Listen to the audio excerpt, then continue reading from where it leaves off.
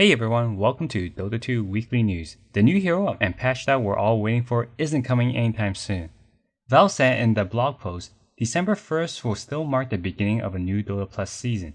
However, as for the gameplay update and a new hero, well, we're waiting till mid-December, or probably looking at December 22nd, the end of Tide. In the meantime, they will start implementing the back end of the new Overwatch system to help combat suspicious matches.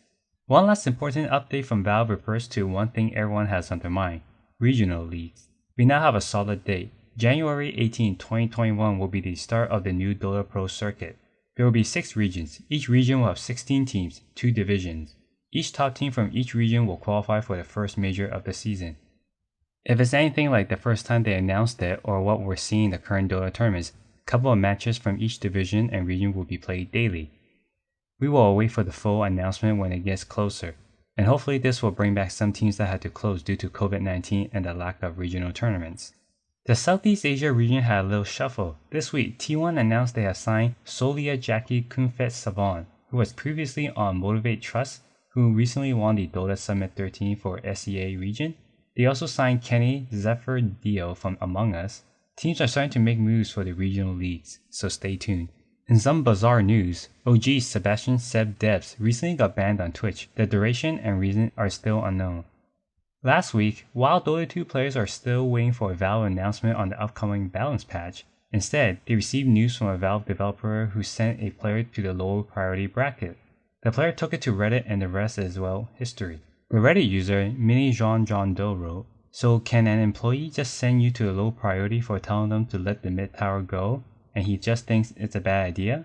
He later added, the developer told him to check out his profile.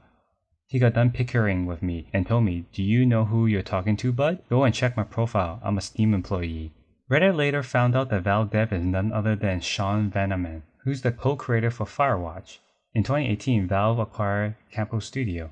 In 2017, Vanaman was in the headlines for sending Felix Pew de Pew Kelberg DMCA requests for using Firewatch content. In a Dota issue, he backtracked and rescinded after becoming public enemy. He posted on the thread and said, the team reviewed it and the player did not deserve the ban. The team looked into the case and concluded the user clearly did not deserve the ban. Vanaman ended by saying Valve employees should not have special privilege when playing the game. As employees, we should have no special privilege when playing Dota. In tournament news, the first Arkosh Gaming Sacrificial Cup was a success. The team quickly defeated the 3/5 of TI5 winning Evil Geniuses with a quick 2-0 win. Get him! Holy shit! He's in with the save. Bomb is coming out of time. Pale Horse is going to live a little longer. He's turning over towards Sheepstick. Sheepstick possibly can be the Sora for Sinner and healing the starter back up. That's the Aegis gone. Pale Horse down the ones. PPD tracking the trees. Tonic Wave pushing him to the side. Pale Horse is ready for a second round. Goes in with the dagger onto the TP. Dodges it with the Yules, holding him back for now. Hellraiser having the self-load toss. Pale Horse. They've got the Hex. They've got the lockdown. The blade bounds out. The Pale Horse is limited. They can't kill the Spectre this time round. Volpus picks up the triple. 3 dead on Arkosh without buyback. Oh, sorry, on the other team. Whatever they're called. Arkosh are doing it. They're doing it. They're up to the base. This Wind Ranger and Side are both in trouble. Another fear from Volpus. What the hell is this? Go. What kind of weird, cringy ass paragraph is this, goat? And they're calling it. They're calling it. Arkosh Gaming. OGA Dota Pit is back with a 4th season. This time around, they've announced the Chinese region so far. 8 of the best teams from China will be playing in this. It will be a 150,000 USD prize pool with a double elimination bracket. Group stages will be played in a best of 3 for the playoff bracket placements. While we're speaking about China, they've just finished 2 tournaments this past week. The first one is cda-fdc Professional Championship Season 2. It was a quick tournament for these teams as they play in the other tournament, and like the EU and CIS region, any team can win.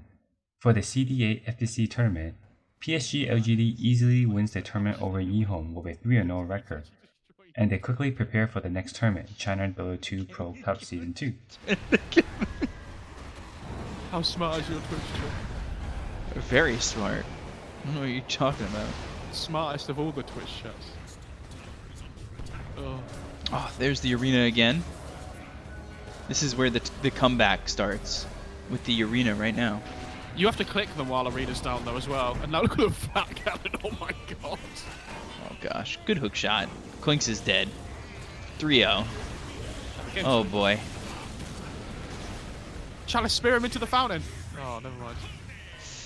What a disappointing final, honestly. Yeah. Game 2 was 8. Well, I mean, the ones that I cast, Game 2 was 18 minutes and Game 3 was 25 minutes. Like, That was the fastest best of 5 ever. Leicester is crazy, I'm sure. He played it really well, though. In China Dota 2 Pro Cup Season 2's final week, we had some insane games. One game, psg.lgd had picked up Techies and they couldn't win after a 90-minute game. And in Game 3 of the lower bracket between eHome and Elephant, Elephant had well over 100k lead and that took them 80 minutes to win. Because Dire don't have Glyph. Can't they do that actually? How many rapiers they got? They got 2 rapiers. And I think they would just actually thrown this before Dire can kill them all. I mean, now another rapier. Okay, this is... Isn't this just a play? Go in, double BKB with the rapier? Who turned up the heat? Yeah, I don't know how Dire hold this. You're gonna have to try and attempt it. Fade, blink forward to find the Night Stalker. Protected with the Glimmer as well. They'll pop the Lincolns. They're gonna be careful if they rat on the backline here because the throne's exposed. The initiation wasn't there at the moment. Yang wants to drop the arena, traps in 3 with the BKBs. XM's going to try and turn for the backline. Euros is hunting SCCC. Is able to provide a little bit of distance with XM. He's falling low. They're going to be careful because SCCC is getting melted by the Night Stalker. That might be it. 2 down. XM's back inside the base, but the throne's going to pop as Elephant. They take it just over 8. In the grand finals against Team Aster, eHome showed no mercy. They defeated them 3-0 and all 3 games were swiftly under 40 minutes. Aster did put up some amazing team fights near the end, but in the end, Elephant killed Aster's carry who had no money for buyback. Elephant wins the China Dota 2 Pro Cup Season 2 with a 3-0 sweep. Away from the team. Monet very aggressive at the moment. Yuri's got a time walk forward, protected with the shield, but they get rid of it instantly. Now Monet's going to lose the first life, and that's the big way to deal with the Faceless Void, but he hasn't even used the Cronus Fish, so now he can drop it straight on Tampa to perfect use after Monet. Able to get the BKB off. Now it's going to try and look to turn the bash coming out from Yuris, but does he have the damage going through it? Drops the Chrono, but where's the fob? The Lesh on the backline, the Sard for Baboka, the roll forward as well. Monet is going to be able to stay alive. Can he get this off the back? It sets it up. Now Monet is going to try and look to turn, but the damage is there at the moment without the BKB. Lesh, he's shredding through them. And now Elephant, they can continue chasing for more. They've already found 2. They're going to be able to get the second core as well. Double for Somnus. Oh no. You just give away that first life. And now they're going to push so fast. Terrorblade doesn't have buyback. Abaddon doesn't have buyback. Somnus is already level 25. If he wants the edict damage. And if it comes back, he doesn't have meta. Hello, you gotta do something. This is it. Elephant, almost identical to game 2. Just walking it down. Terrorblade bought out. Oh, I don't know how they hold this. You're gonna have to see an incredible back combo onto 3. Baboka's gonna move forward. The LSA, it's off the mark from the Lesh track.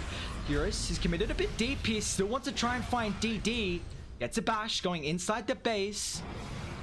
Okay, Dire, they've already popped Glyph though, but Somnus with that edict, it's doing work. They need to do something, otherwise Radiant, they might be crowned. They need one more victory, and look at the damage they're doing straight on top of DD on the backline. It's just not enough. Without the Terrorblade, the damage isn't there. An Elephant, they're going to be your China Pro Cup Season 2 champions. They will sweep the grand finals 3-0. This China Titans. Over in Europe, the Epic League may be winding down, but the games are only ramping up. With 3 days left, Viking.gg continues to surprise everyone, standing atop with a 6-1 record. Virtus Pro is tied with Team Secret in second with a 5-2 record.